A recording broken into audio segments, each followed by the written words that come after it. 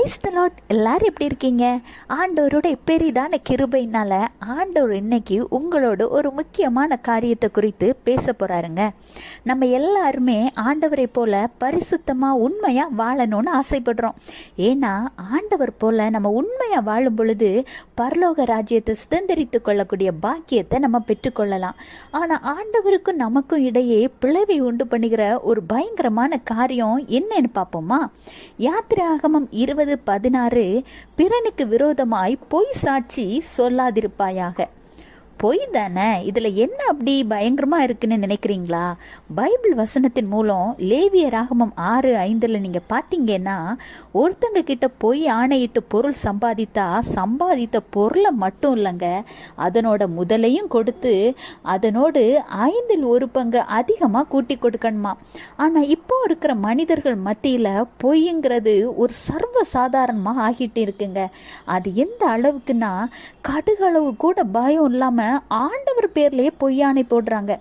இதுதாங்க சாத்தானோட தந்திரம்.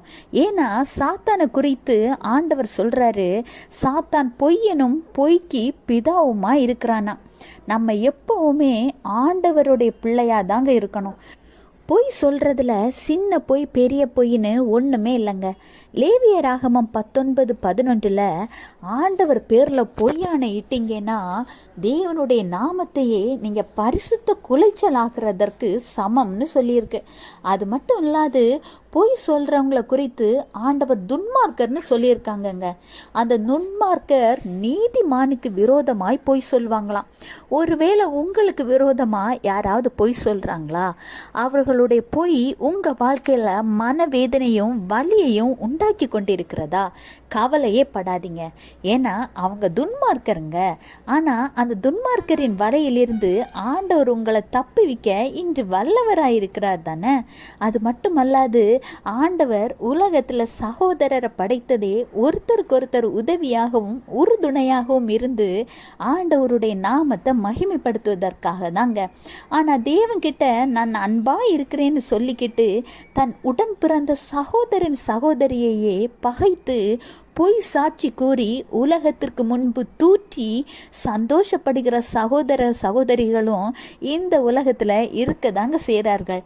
அவர்கள் குறித்து தேவன் 1 யோவான் 4:20 தேவனிடத்தில் அன்பு கூறுகிறேன் என்று ஒருவன் சொல்லியும் தன் சகோதரனை பகைத்தால் அவன் பொய்யன், தான் கண்ட சகோதரனிடத்தில் அன்பு கூறாமல் இருக்கிறவன் தான் காணாத தேவனிடத்தில் எப்படி அன்பு கூறுவார்னு தாங்க சொல்லிடுறாரு. ஒருவேளை எல்லாரும் பொய் குற்றப்படுத்தி உங்களை ஒதுக்கி வைத்திருக்கிற நிலைமையில நீங்க இருக்கிறீங்களா?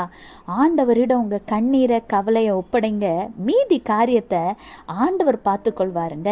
அந்த பொய் பேசுறது எவ்வளவு மோசமானதுன்னு ஆண்டவர் எந்த அளவுக்கு பொய்யை வெறுக்கிறார் என்பதை அறிந்து கொண்டாலே அது குறித்து நாம் தெரிந்து கொள்ளலாம். அதாவது ஆண்டவர் முதல்ல பொய் பேசுறவர்களை அழிப்பாராம். 2வது பொய் பேசுகிறவர்களின் வாய் அடைக்கப்படுமாம். 3வது ஆண்டவர் சொல்கிறார், பொய் பேசுகிறவன் என் கண் முன் நிலைப்பதில்லை என. 4வது பொய் பேசுகிறவர்கள் வழி தப்பி போகிறார்கள்னு இருக்கு.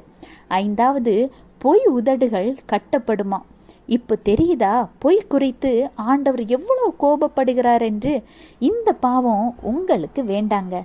ஒருவேளை இந்த பாவத்தில் நீங்கள் சிக்கி இருந்தீங்கன்னா இன்றே மனம் திரும்பி ஆண்டவரிடம் போய் சங்கீதம் 122 படி, கர்த்தாவே பொய் உதடுகளுக்கும் கபட நாவுக்கும் என் ஆத்துமாவை தப்புவியோன்னு உங்கள் தவறுகளை ஆண்டவருடைய பாதத்தில் ஊற்றி ப்ரேயர் பண்ணுங்க. உங்களை விடுவிக்க அவர் வல்லவராக இருக்கிறார். பொய்யின் அதிபதியாகிய சாத்தானிடமிருந்து விடுபட்டு ஆண்டவருடைய செல்லப்படு பிள்ளையாக மாற்றப்படுவீங்க. Have a blessed day. Jesus bless you.